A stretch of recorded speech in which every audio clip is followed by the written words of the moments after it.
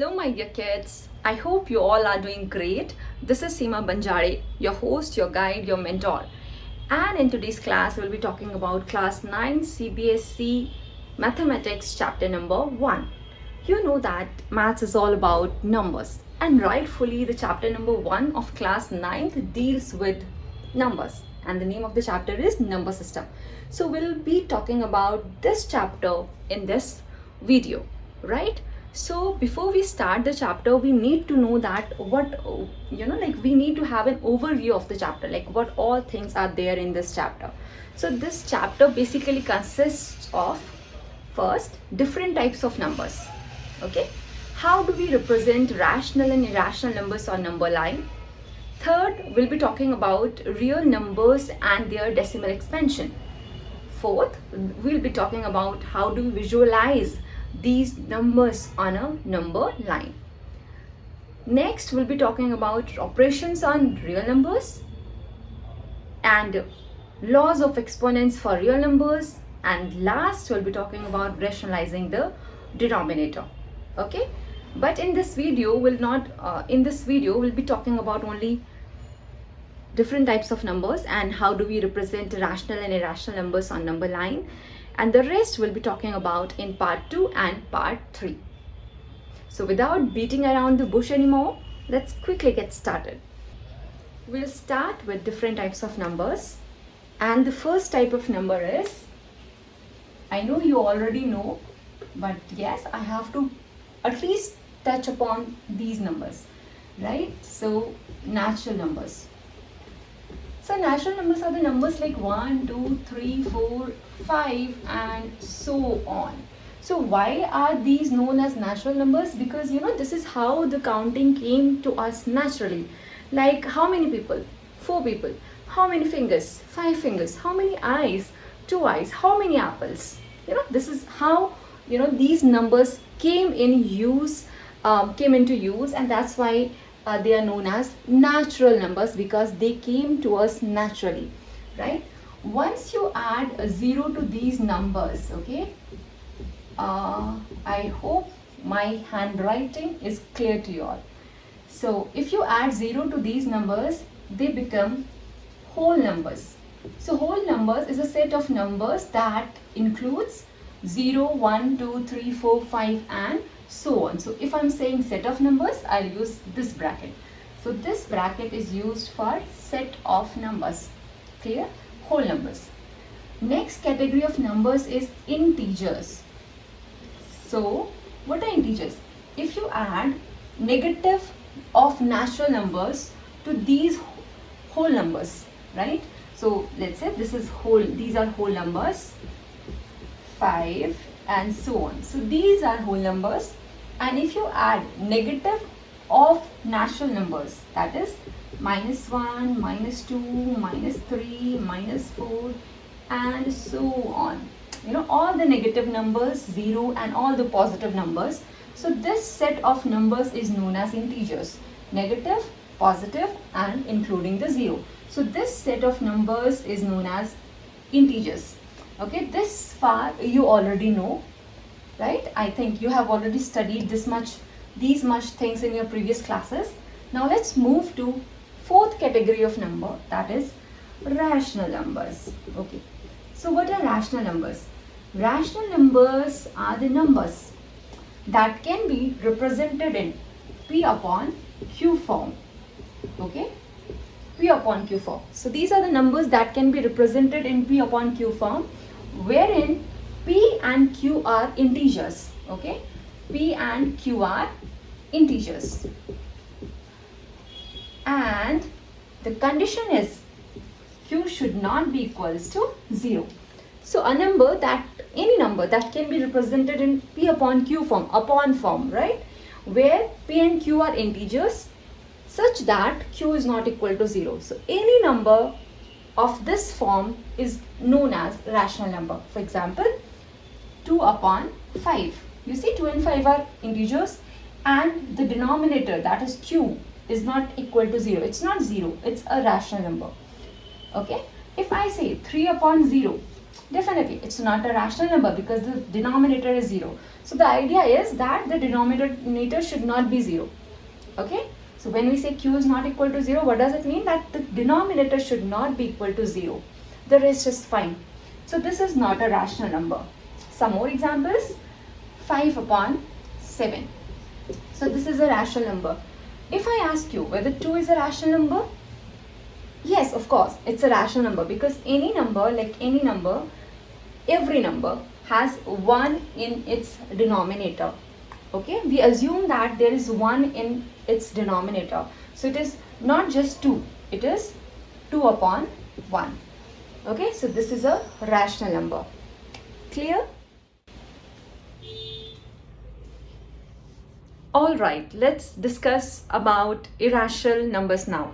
So irrational numbers, as the name says, opposite of rational numbers. Basically, they are opposite of rational numbers. So you know what rational numbers are? Rational numbers, we have just discussed like what rational numbers are. Rational numbers are the numbers that can be represented in P upon Q form. Whereas irrational numbers are the numbers which we cannot represent in P upon Q form. Okay? So, like, let's take some examples. 2 upon 5 is a rational number. 7 upon 9 is a rational number. Minus 2 is a rational number. Minus 5 is a rational number. 0 itself is a rational number. 1, 5 and so on. So, these are, like, there's so many, infinite number of rational numbers. So, these are rational numbers. What are irrational numbers? That we cannot represent in P upon Q form. For example, root 2, root 5, root 7, pi, etc. So these kind of numbers are known as irrational numbers. Okay, we cannot represent these numbers in P upon Q form. I know the difference is not still that much clear to you between rational numbers and irrational numbers. We'll make this point more clear, like what is the exact difference between rational numbers and irrational numbers in the next part, wherein we'll be discussing about the decimal expansion of real numbers, like decimal expansion of rational numbers and irrational numbers, and there this will become more clear to you all. For now, just cram it that root 2, root 5, root 7, pi, etc. are irrational numbers. Cool? Okay. So done with this, done with different types of numbers. Now let's quickly sum up.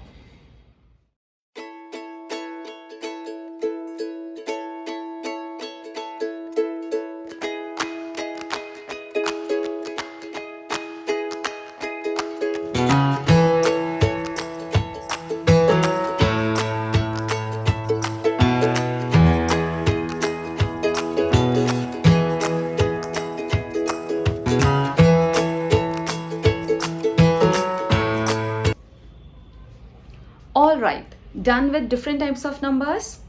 Let's move ahead in the session towards our next concept. So what was our second concept? How to represent numbers like rational numbers and irrational numbers on a number line.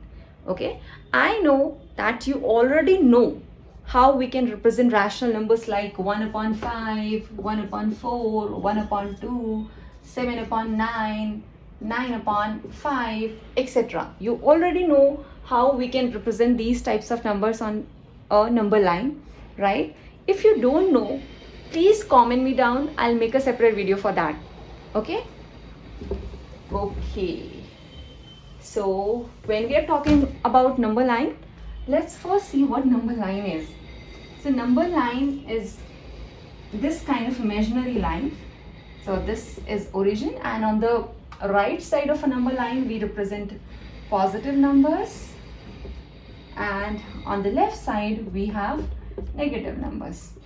Okay, minus 3 and so on. This is easy, right? You know.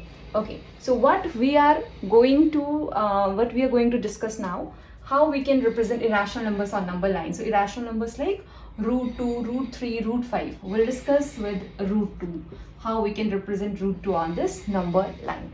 Okay, now before we actually do this, answer a simple question.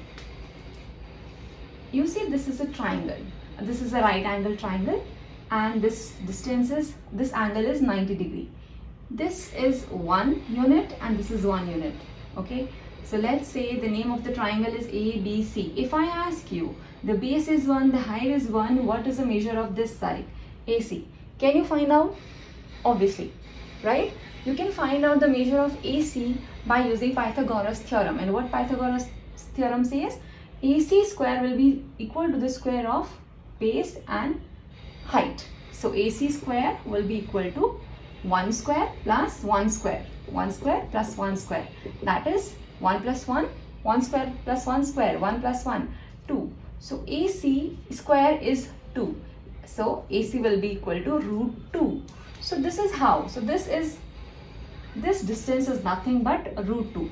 So we get an idea that how we can represent root 2.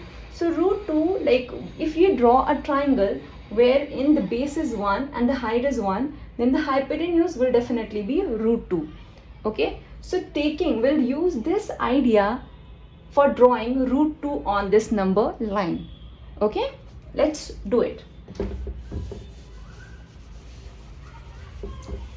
Alright, so we have 0 here. So we'll use the same concept. We'll try making a triangle, 1 unit, this is 1, and at 1 we'll make a right angle, 90-degree angle.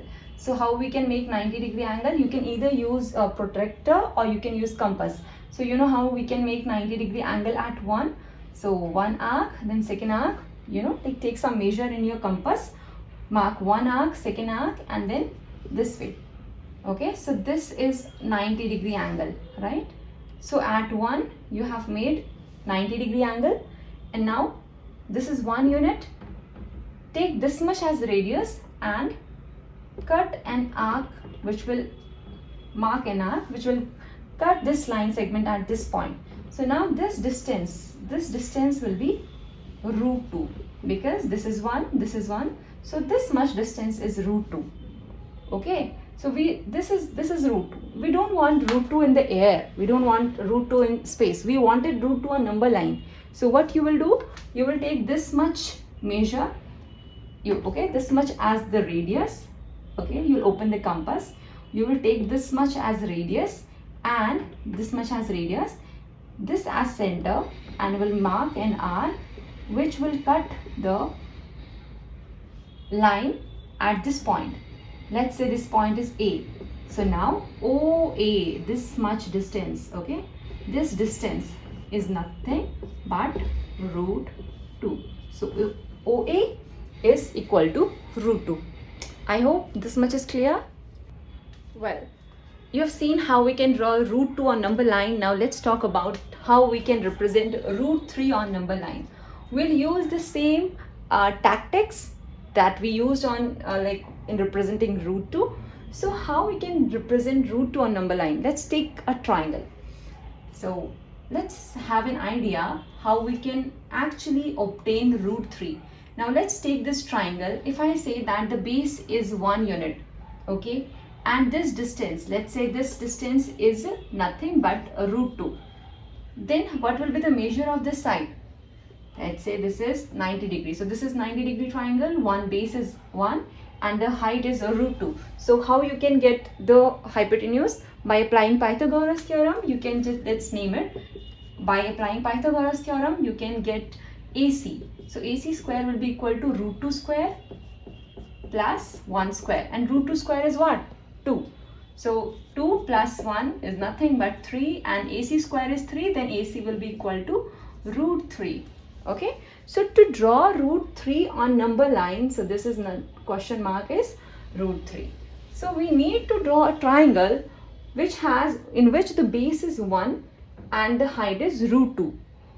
Okay, so the hypotenuse will be equal to root 3. So this idea we'll use in representing this root 3 on number line.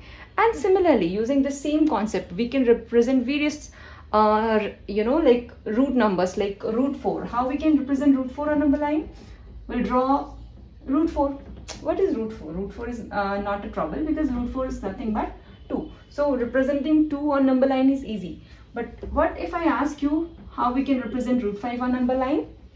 So to draw root 5 on number line, we'll draw a triangle in which one side is 2, one side is 1. So the hypotenuse will be root 5. Clear? Okay, for now, let's draw root 3.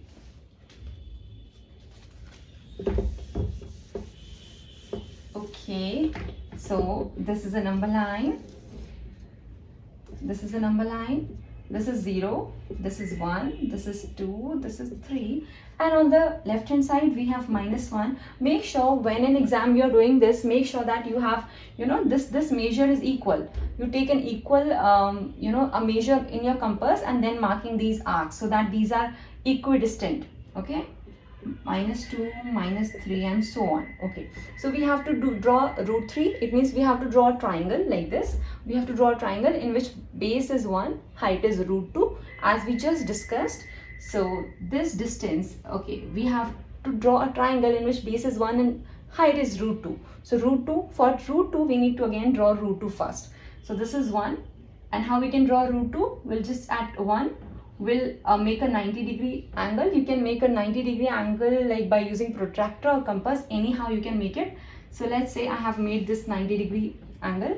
So this is, and at here measure this much distance and mark an arc which will cut this at this point.